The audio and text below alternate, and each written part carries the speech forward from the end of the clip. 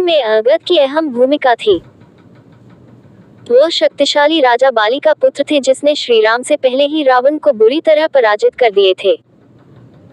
अपने पिता की मृत्यु के पश्चात अंगद श्री राम की सेना के साथ मिल गए तथा रावण की सेना से भीषण युद्ध लड़ा। युद्ध शुरू होने से पहले श्री राम ने अंगद को ही शांतिदूत बनाकर रावण के दरबार में भेजा था, जहां उसने अपनी शक्ति व बुद्धि दोनों का परिचय दिया था। अंगद के पिता का नाम बाली था।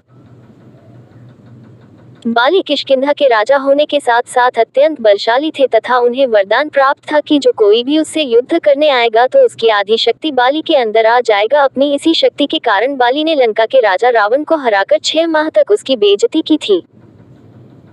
अंगद की मां का नाम तारा था, जो हिंदू धर्म की 5 सर्वश्रेष्ठ महिलाओं जिन्हें हम पंचकन्या के नाम से जानते हैं। अंगद के चाचा का नाम सुग्रीव था। अंगद ने अपनी युवावस्था में ही कई तरह के बदलाव देखे।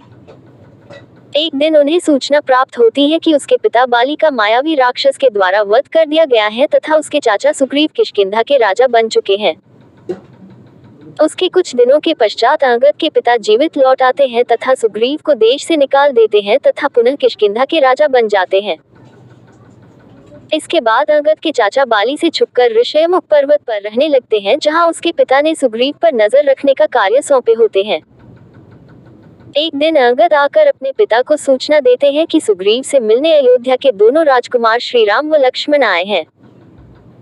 इसके कुछ दिनों के पश्चात उन्हें सूचना मिलती है कि श्री राम ने उसके पिता बाली का वध कर दिए है। वह तुरंत अपनी माता तारा के साथ युद्धस्थल पर जाते हैं, जहां वह देखते हैं कि बाली श्री राम के बाण से घायल है, जिसके कुछ ही देर में प्राण निकल जाएंगे। मृत्यु से पहले बाली अंगद को आदेश देते हैं कि वह जीवन पर्यंत श्री राम के आदेशों का पालन करे व माता सीता को ढूंढने में उनका सहयोग दे। इसके बाद किष्किंधा का राजा पुनः सुग्रीव बन जाते हैं। वह अंगद को वहां का राजकुमार बनाया जाता है। उसकी मां तारा का विवाह सुग्रीव के साथ हो जाता है। श्री राम के आदेश पर सुग्रीव की वानर सेना को 4 दलों में बांटकर चारों दिशाओं में माता सीता की खोज के लिए भेजे जाते हैं। इसमें से दक्षिण दिशा में भेजे गए दल का नेतृत्व अंगद को दिया जाता है। उसके दल में हनुमान, जाम्बवंत, नल, नील जैसे शक्तिशाली योद्धा होते हैं। यही दल वापस आकर श्री राम को माता सीता का पता देता है। इसके बाद अंगद श्री राम व वानर सेना के साथ समुद्र पर सेतु बनाकर लंका पहुंच जाते हैं।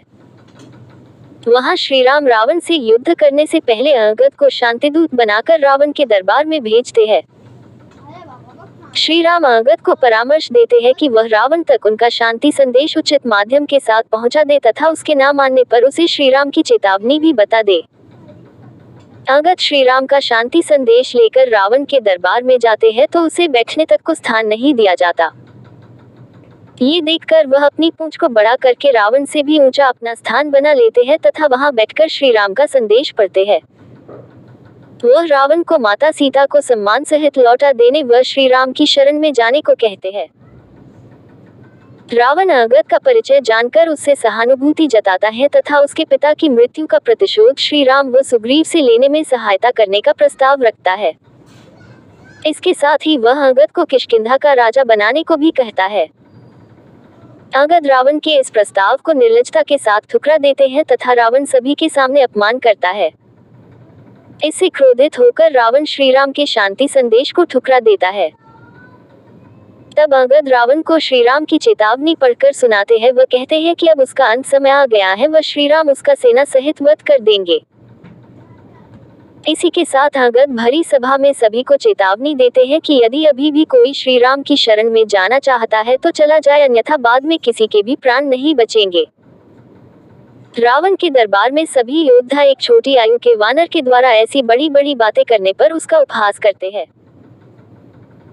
अपना उपहास होता देखकर अंगद रावण की सभा में सभी को चुनौती देते हैं कि जो कोई भी उसका पैर भूमि से उठा देगा तो वह अपनी हार स्वीकार कर लेंगे तथा श्री राम बिना युद्ध किए अपनी सेना वहां से लेकर लौट जाएंगे। ये कहकर अंगद अपनी प्राण विद्या के सहारे बायां पैर धरती पर जमा देते हैं। फिर एक एक करके रावण के दरबार में उपस्थित सभी योद्धा आते हैं, लेकिन अंगद का पैर नहीं उठा पाते। रावण का शक्तिशाली पुत्र मेघनाद भी अंगद का पैर उठाने में अक्षम होता है। ये देखकर अंत में रावण अंगद का पैर उठाने अपने सिंहासन से उठकर नीचे आता है। रावण को आता देखकर अंगद अपना पैर हटा लेते हैं तथा उसे श्रीराम के पैर पकड़ने को कहते हैं। इतना कहकर अंगद ठोकर मारकर रावण का मुकुट उतारकर बाहर श्रीराम के चरणों में फेंक देते हैं। वह तेज गति से महल के बाहर चले जाते हैं। तब श्री राम व रावण की सेनाओं का युद्ध शुरू हो जाता है, जिसमें अंगद भी अपनी महत्वपूर्ण भूमिका निभाते हैं। वो युद्ध में रावण के कई शक्तिशाली योद्धाओं का अंत कर देते हैं। रावण वध के पश्चात वह श्री राम के साथ उनका राज्याभिषेक देखने अयोध्या जाते हैं तथा कुछ दिनों के पश्चात पुनः किष्किंधा नगरी आ जाते हैं।